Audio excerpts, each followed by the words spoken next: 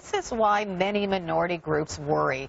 Donald Trump appointed that man named Steve Bannon, a man white nationalists embrace, and for good reason. Bannon's Breitbart blog sported headlines like these: Bill Kristol, the renegade Jew; why Islam is the, quote, single greatest threat to Western civilization; the 10 things Milo, an op-ed writer, hates about Islam; and this, 6 reasons Pamela Geller's Muhammad cartoon contest is no different from Selma.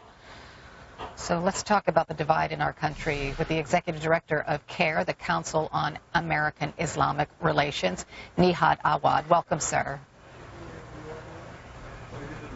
Can you say hello to me again, because I didn't hear you? Sure, yeah. Good. I was just worried that there was something wrong with your audio, but I'm glad there isn't anything.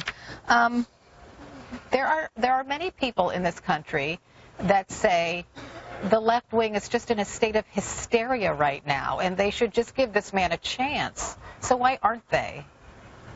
Well, people have legitimate concerns, and when you see that the president-elect appoint someone who holds and harbors anti-Semitic, anti-Muslim, anti-immigrant theories, you wonder, are we going to move this country forward? Are we going to heal this country in the next few years? And I think the message that we see by appointing an right-wing theorist, we see the very wrong message that our nation now. Our nation is divided. Our nation has been wounded with the racism that we have seen in the past few months.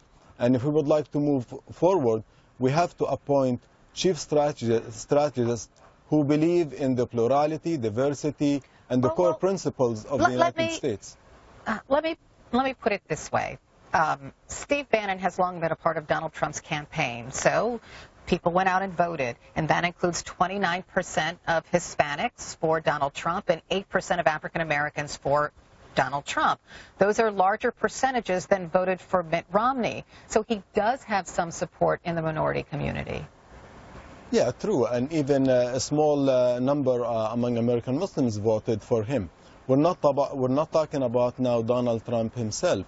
We're talking about appointing people who do not believe in the plurality and diversity and the core principles of this country. And we hold the president in the highest standard in defending the rights of all Americans and those who reside in the United States.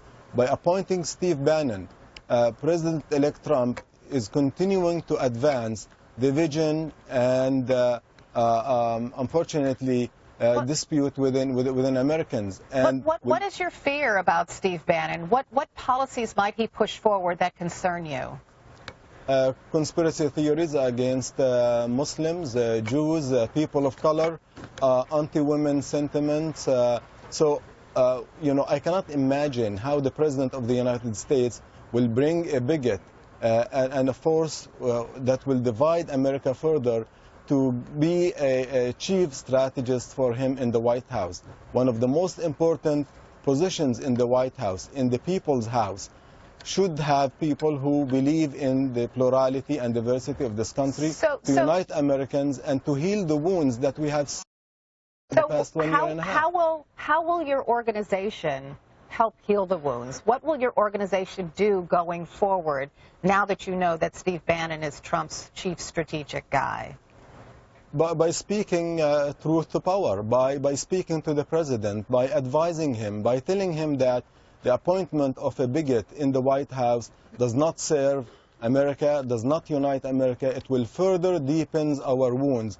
And President-elect Trump has said on 60 Minutes that he would like to bring Americans together. By appointing Steve Bannon, that is not the way to unite Americans. Do you still have hope that Mr. Trump is serious when he says he wants to unite America? Well, are you going to give him a chance? America needs to be united. And the president-elect now in a position to make serious and important, statements by bringing people to advise him. And we believe that he has the wrong people to advise him, especially in this key position.